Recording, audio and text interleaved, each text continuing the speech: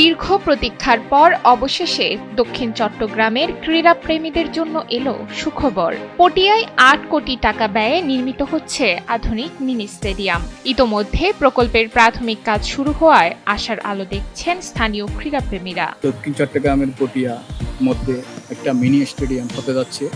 পটিয়া চক্রশালার পাশে, কক্সবাজার রুট মহাসড়কের পাশে। আমরা সাবেক প্লেয়ার হিসাবে আমরা খুব গর্বিত। আমাদের পটিয়ার খেলোয়াড়রা, বিভিন্ন ক্লাবের খেলোয়াড়বৃন্দরা।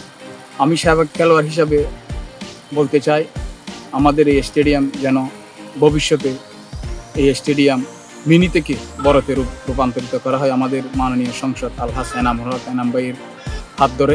জানা গেছে ২০১৬ সালে এই স্টেডিয়াম নির্মাণের সম্ভাব্যতা যাচাই শুরু হয়। একাধিক স্থান পরিদর্শনের পর ২০২৩ সালে জলুয়ার দিঘিপাড় এলাকায় প্রায় ৪ একর জমি চূড়ান্ত করা হয়। তবে দীর্ঘদিন অর্থ বরাদ্দের অভাবে প্রকল্পটি স্থবির হয়েছিল।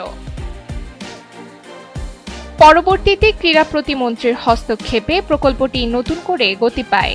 যুব ও ক্রীড়া মন্ত্রণালয়ের অধীনে জাতীয় ক্রীড়া পরিষদের তত্ত্বাবধানে এখন শুরু হয়েছে নির্মাণ কাজ।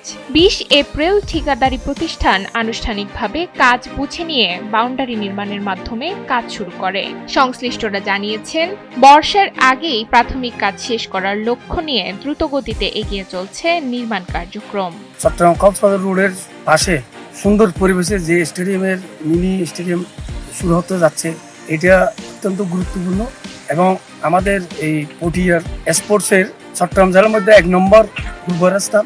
এই পটিয়া মিনি স্টেডিয়াম হলে আমার মনে হয় সামনে আরও অধিক আর খেলোয়াড় এবং সাংগঠনিক এবং অন্যান্য স্পোর্টসের সব খেলার বৃদ্ধি পাবে। স্থানীয় ক্রীড়া সংগঠক ও সাবেক খেলোয়াড়রা বলছেন, এই স্টেডিয়াম নির্মিত হলে তরুণদের জন্য তৈরি হবে নতুন সুযোগ। এই স্টেডিয়াম নির্মিত হলে আমাদের পটিয়া সহ তথা দক্ষিণ চট্টগ্রামের খেলাধুলার বিপ্লব পরিবর্তন করবে বলে আমি মনে করি।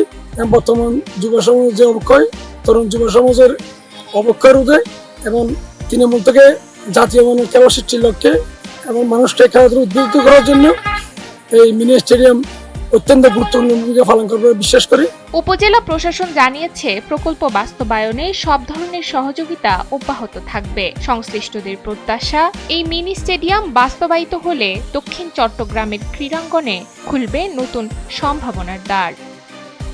চট্টগ্রামের পটিয়া থেকে মোর্শেদ আলমের পাঠানো তথ্যচিত্রে ডেস্ক রিপোর্ট নুসরাত তালবিয়া।